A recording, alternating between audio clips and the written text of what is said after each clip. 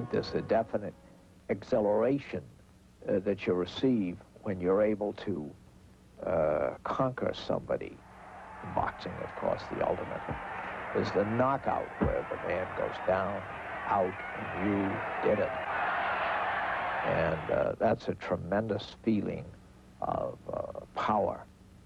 And there's a thrill that goes, I think, directly to the genitals. And I think that that's an interesting part of boxing and an interesting part of winning. And then when you win, everybody is cheering and becomes excited.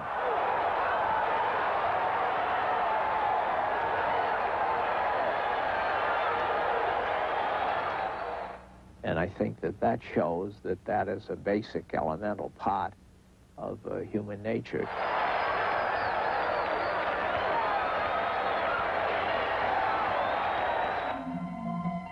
What is human nature? How much like the animals are we? If we have the same violent instincts as animals, should we rise above it by suppressing our violence, or should we express it in a controlled environment?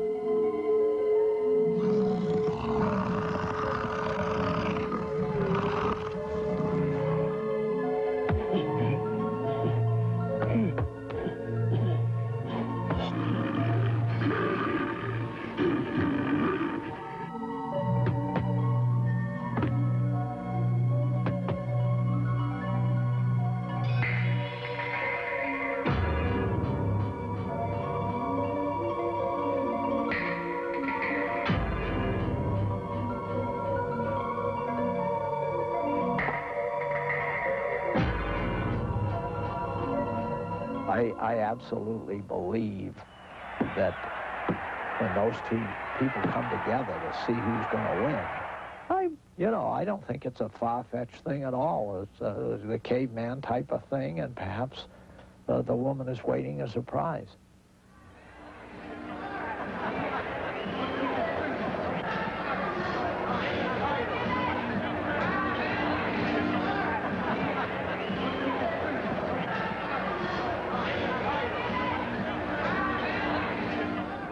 I was a ring card girl for the Martha Hagler fight, so I got a close look at it, you know. And I like watching displays of strength.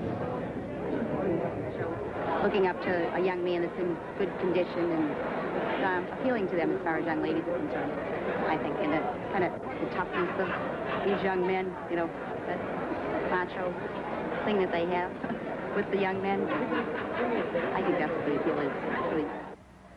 I think boxing is vulgar and repulsive.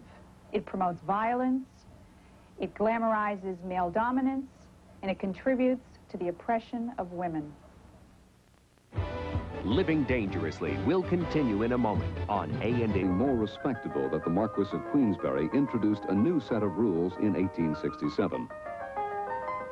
Gloves became mandatory, as well as 3-minute rounds and a knockdown count of 10. Establishing the form of boxing that prevails today. The old-fashioned prize fighting lingered on, as many considered the use of gloves unmanly. But a new era of boxing had dawned around the turn of the century that was to become popular in the United States.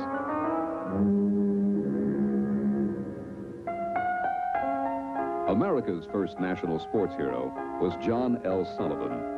Sullivan was a brawling, bragging, hard-drinking man who earned fame touring and appearing on the vaudeville stage. In 1892, Sullivan popularized the use of gloves when he accepted a challenge from James J. Corbett for the heavyweight title under Queensberry rules. Corbett, taking a punch here, defeated the aging champion. But ironically, it was Sullivan, the tavern brawler, not the skillful Gentleman Jim, who is credited with ushering in the more civilized era of boxing.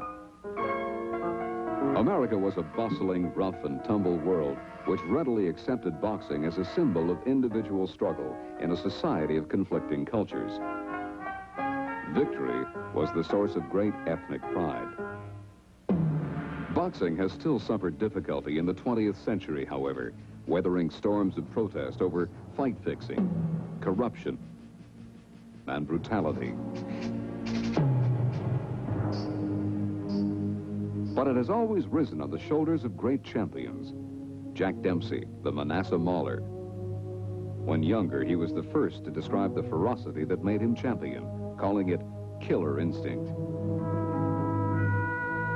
Perhaps the greatest of them all, Joe Louis. Rocky Marciano, undefeated his entire career. And today, the most beloved, Muhammad Ali.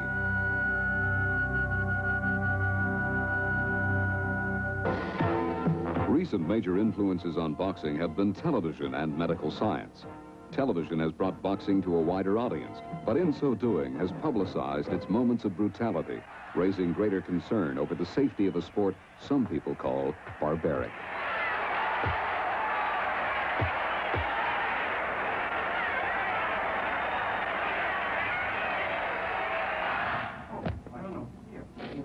It is 20 minutes until Frankie's bout. Final preparations are made to make sure his muscles are loose, his delivery smooth, and his mind concentrated on the task at hand.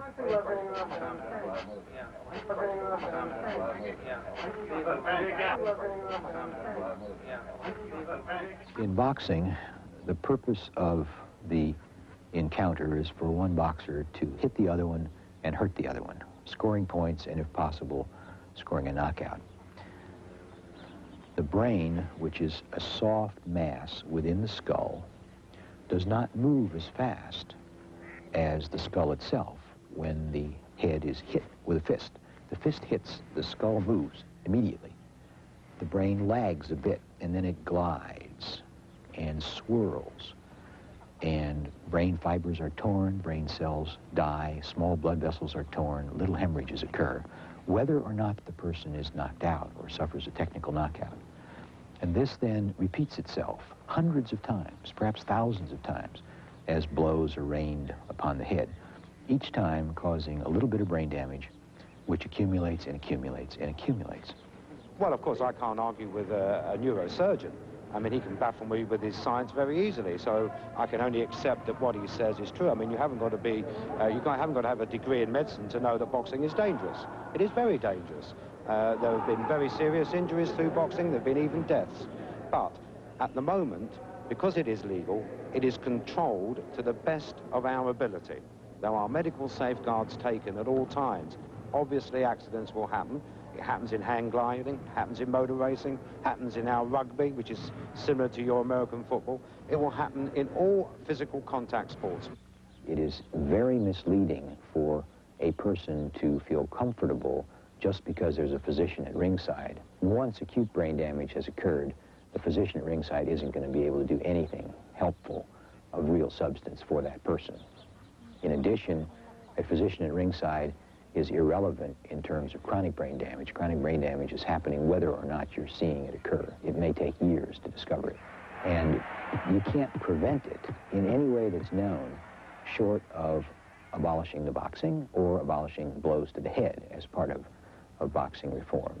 I don't think you can remove the risk because, as you say, if you did, you'd no longer have what we consider boxing to be. And, of course, some people want that. And obviously, I was going to say some people don't want any war. Well, obviously, that's a wonderful thing. None of us want war because it absolutely destroys. But in the world that we live in, there is the conflict that you have constantly.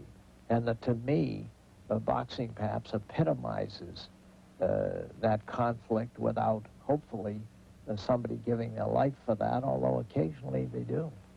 Go get him, Mike. Now, ladies and gentlemen, coming out of the